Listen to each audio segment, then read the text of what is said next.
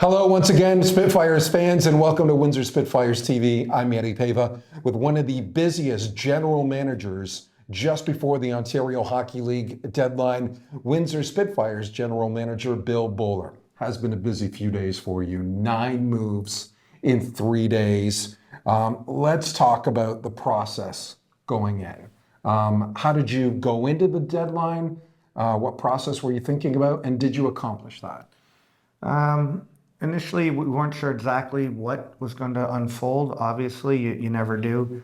We were looking to move some players to gain assets, all while remaining a competitive hockey club that may qualify for the playoffs. So we think we've done it. We really do. We've added a number of picks, and the players we've brought in, we're comfortable with the roster. It also allows some of our younger players to play a little more, and we think there's some real good development here the next couple months for those young guys.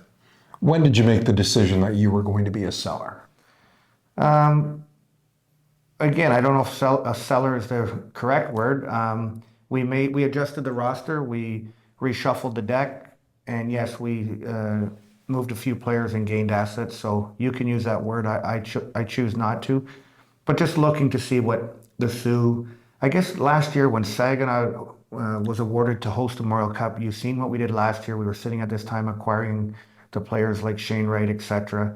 So at that time, we kind of knew at some point you're going to have to restock those cupboards. You're going to have to find a way to get some more assets back in the building. So it was always in our plan, but I guess the fact that our season started out so poorly, where we sit in the standings, that has been a real factor as to where we are. Obviously, we think we're an above 500 hockey club, and that's shown here in the last month or so.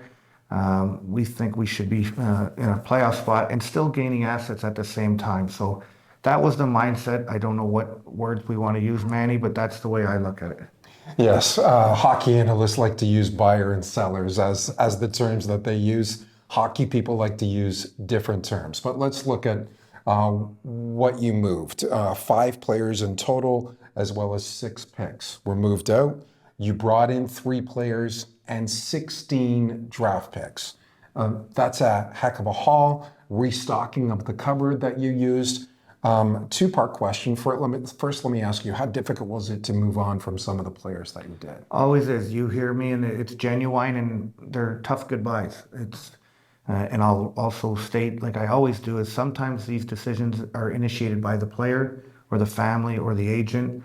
It's not always the hockey club. So real difficult. You build friendships, you build trust. You've battled together. These are real tough times. Having said that, players understand it, and like I said, sometimes it's on their recommendation.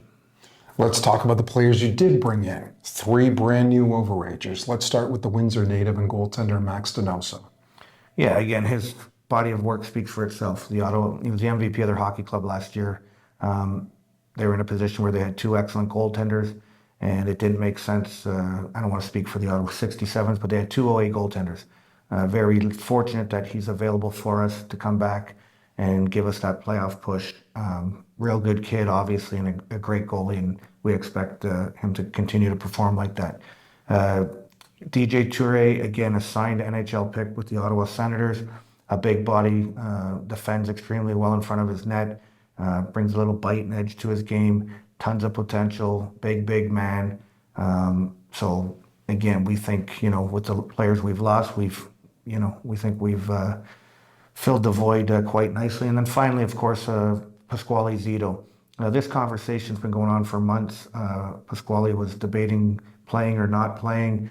He ran into a few setbacks with injuries early on in the year. So the North Bay Battalion and myself have been talking about if this was even a possibility.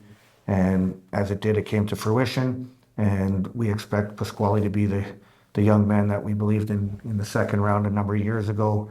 And he wants to get his career back on track, get back here to Windsor, and like I said, help this team get in the playoffs. Started his career in Windsor as a second-round pick, finishing his career now as an overager in Windsor. Bill Bowler, the general manager of the Windsor Spitfires, is our guest here. Like, subscribe this channel for more Windsor Spitfires content as we touch on the last couple of questions with Bill. 8-5-2-1 over the last 6 weeks. You touched on it earlier. you think you're a better hockey club and can make a push to the playoffs. What's your message to the fans about that? Again, at the start of the year, I firmly believe when people talk about rebuilds and all this, even though we were a top hockey club last year, first place team, I knew we would take a step back, but it wasn't supposed to be so dramatic. And 3 regulation wins, 4 or 8 or 9 points, excuse me, after 21 games just wasn't good enough. And I didn't believe that was our group. As you stated, I think you just said 8-4-2. If that's true, we're more like that. I don't know if we're that good, but we're an above 500 hockey club on paper is what I believed. And again, with the transaction that we just recently done, even the prior ones with Christopoulos, Dionisio, DeAngelis, we're 8-4-2. We think we're a good hockey club. We have good players. We have good coaches. And so again, moving out those kids, Pierre, Millette, Mancini, help me out here, Michelone and Castle. These kids were contributors to our good guys, but by bringing in the young men we did, I don't know what the team looks like. As I state, we're just gonna have to win differently. So anybody that's seen this team play the last couple of years and seen these kids, I would never underestimate this group, and I can't wait for the next couple months of hockey. Yeah, and you've given the young guys to play here. The young core of this hockey team is going to stir the drink, for example, for this team. How excited are you about this young core? Again, it's by default, I agree with you. Sometimes if you have an older player on the bench, I don't blame a coach. He's more trusted and he's probably physically stronger and better. Well, now we're entering the second half of the season. Some of our first-year players in 06 birth years, they physically mature, but mentally, and now they do take a step, and we fully anticipate that and need that if we're going to get in the playoffs.